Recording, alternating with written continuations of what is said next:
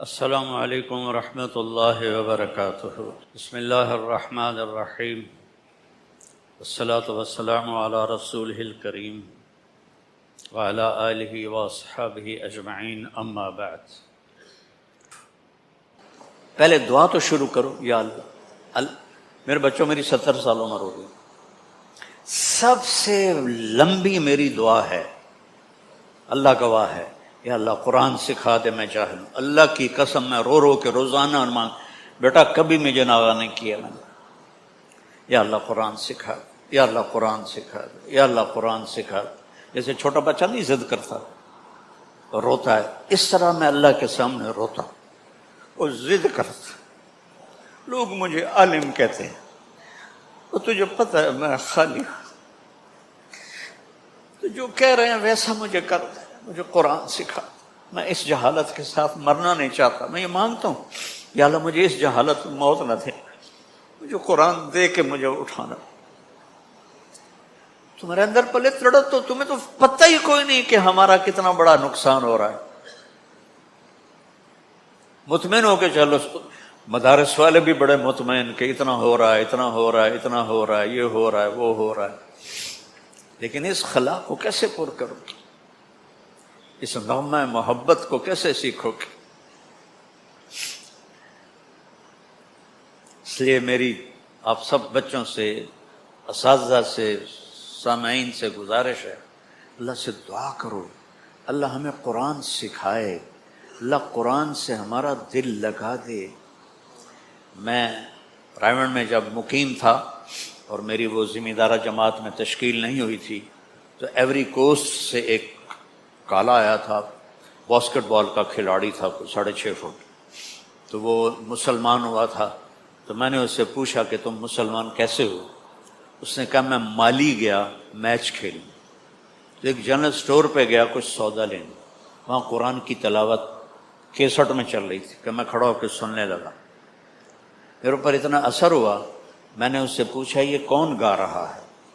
تو اس نے کہا یہ گانا نہیں ہے، ہمارا قرآن ہے۔ کہا یہ کیسٹ میں لے سکتا ہوں؟ نے کہا لے لو۔ کہا میں گھر آ کے ساری رات سنتا رہا، صبح مسلمان ہو گیا۔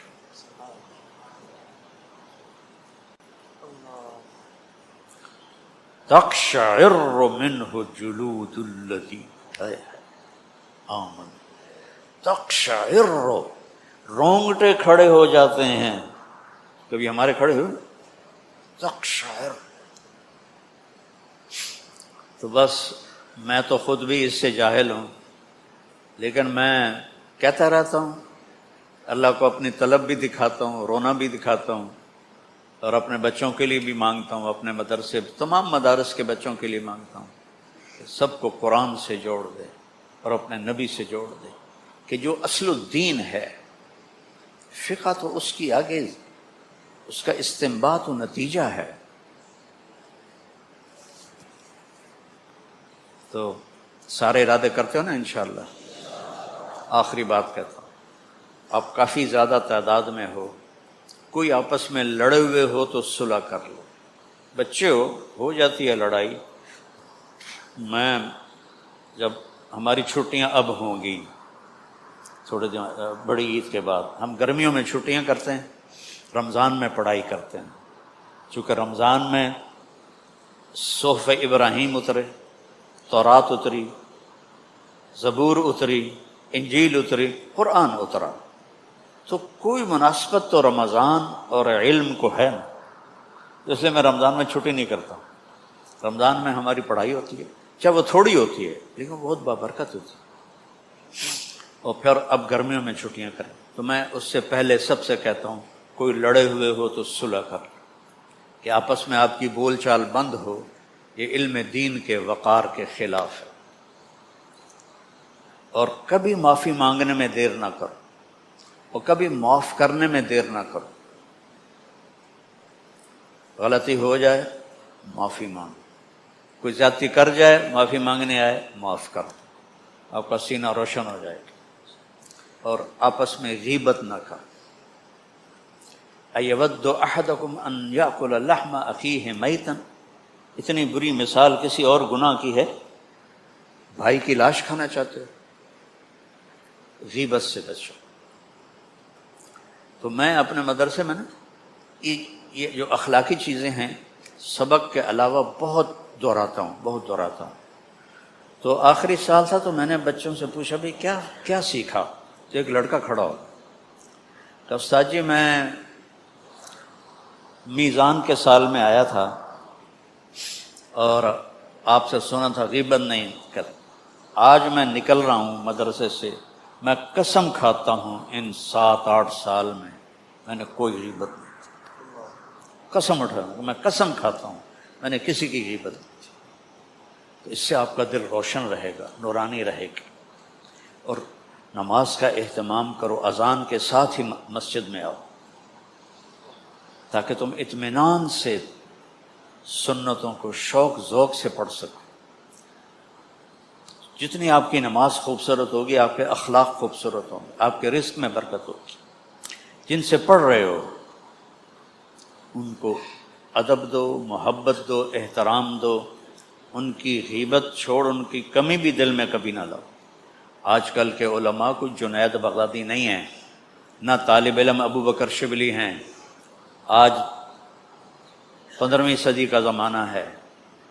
تو یہ ادارے ایک بہت بڑی، میں تو 100 کے قریب ملکوں میں گیا ہوں، ایسا نظام تعلیم دین کا کہیں نہیں دیکھا. تو شکر ادا کرو، یہ سارے تمہارے محسن بیٹھے ہوئے ہیں. کبھی ان کی غلطیاں نہ پکڑنا، کبھی اس پہ تبصرہ نہ کرنا. کوئی کرے تو اس کو محبت سے روک دینا، محروم ہو جاتا ہے آدمی. اپنے استادوں کے لیے دعائیں کیا کرو. میرے جتنے استاد دنیا سے چلے گئے ہیں، پرائمری اسکول سے لے کر گورنمنٹ کالج تک اور رائمنڈ کے مدرسہ سے لے کر جامعہ رشیدیہ تک، سب کے لیے 2 نفل میرے پکے ہیں روزانہ. تو میں ان کے لیے 2 نفل پڑھتا ہوں، چاہے وہ میرے پرائمری اسکول کے تھے اور چاہے وہ میرے گورنمنٹ کالج کے تھے یا سینٹرل ماڈل اسکول کے تھے یا وہ رائمنڈ میں پھر میں پڑھا ہو، پھر جامعہ رشیدیہ میں دورہ حدیث کیا. سب کے لیے دعا کرتا ہوں. اور جو اساتذہ میں سے فوت ہو جاتا ہے پھر اس کے لیے عمرہ کرتا ہوں. تو بچوں اپنے استادوں کو عزت دو، احترام دو. تو انشاءاللہ میری دعا ہے اللہ اس ادارے کو مزید پھلے پھلائے. میں تو بہت زمانہ پہلے آیا تھا جب مفتی صاحب زندہ تھے، تو آج آ کے بڑی خوشی ہوئی ہے اتنی ترقی دیکھ کر. اور وہ آتا ہے نا فخلف من بعدہم خلف اضاعوا الصلاۃ واتبعوا الشہوات.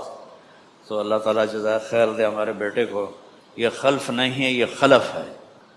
اس نے اپنے باپ کی میراث کو سنبھالا بھی ہے اور بڑھایا بھی ہے. تو اللہ اس کو بہت جزائے خیر عطا فرمائے. اللہم لک الحمد کما انت اہلہ فصلی علی محمد کما انت اہلہ وفعل بنا ما انت اہلہ انک اہل التقوی و اہل المغفرہ. یا اللہ ان سارے اس ادارے میں کام کرنے والے چھوٹے بڑے ملازم، اساتذہ، طلبہ، کھانا پکانے والے، جھاڑو دینے والے، یا اللہ سب پہ اپنی رحمت نازل فرما. جو بیرون ملک سے بچے بچیاں پڑھ رہے ہیں، خاندان آئے ہوئے ہیں، ان سب کو اپنا علم نصیب فرما. اس ادارے کی ساری ضروریات اپنے غیب سے پوری فرما. یہاں سے نکلنے والوں کو ہادی و مہدی بنا، یہاں پڑھ کے جانے والوں کو ہادی و مہدی بنا، یہاں پڑھانے والوں کو ہادی و مہدی بنا.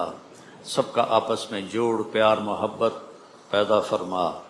غیبت کی فضا کو ختم فرما، حسد کی فضا کو ختم فرما. یا اللہ حاسد کے حسد سے بچا اور بد نظر سے بچا. اور یا اللہ اپنے غیب سے اس کی ساری ضرورتوں کا تکفل فرما. اور یا اللہ ان کی نیکیوں میں ہمارے جیسوں کا بھی حصہ تھوڑا سا ڈال دے اور ہم سب سے راضی ہو جا. وصلی اللہ تعالی نبی الکریم آمین. السلام علیکم. ہاں، اجازت حدیث یہ ہے کہ مولانا ظہیر گل صاحب رحمہ اللہ زندہ تھے جب میں نے دورہ کیا. میرا خارجی مطالعہ شروع سے رہا. کتاب چونکہ اللہ نے مجھے ذہن اچھا دیا تھا تو میں اپنے سبق جلدی مقام وقوع کے نا باقی کتابیں پکڑ لیتا تھا. ایک دن مولانا جمشید صاحب کا اور میرا بستر قریب تھا تو انہوں نے مجھے ڈانٹا بھی صحیح، وہ تو ہر وقت ہی پڑھتا رہتا ہے، ہم نے تمہیں پڑھاکو نہیں بنانا، ہم نے تمہیں دائی بنانا ہے۔ وہ ان کی دعا قبول ہو گئی اور پڑھائیاں گئیں، دنیا پھر لی ساری۔ تو مجھے پتا تھا کہ سند عالی و سافل، باقی تو کسی کو پتہ ہی نہیں تھا اس وقت، یہ 1980 کی بات ہے کہ سند میں بھی کوئی عالی و سافل ہوتا ہے۔ تو میں نے سارے لڑکوں کو دعوت دی، کوئی بھی تیار نہیں ہو۔ 2 لڑکے تھے، ایک بنو کا فوت ہو گیا، ایک فتح جنگ۔ میں گیا تم تو ادھر جا رہے ہو، تم تو چلو میرے ساتھ۔ تو ہم گئے اور ان کے بیٹے عبدالرؤف صاحب تھے سخا کوٹ میں کپڑے کی دکان، وہ ہنس پڑے، انہوں نے کہا آج تک کبھی کسی کو اجازت نہیں دی۔ مولانا شمس الحق صاحب آئے تھے، ان کو بھی اجازت نہیں دی، مفتی تقی صاحب کو بھی اجازت نہیں دی، اور ایک مولانا محمد میاں صاحب تھے مولانا مدنی کے خلیفہ، ان کا بیٹا آیا تھا، اس کو بھی نہیں دی، تمہیں تو جانتے بھی نہیں۔ میں نے کہا جی ملاقات کرا دیں، ملاقات اتنی دور سے ہیں، پھر ہم گئے۔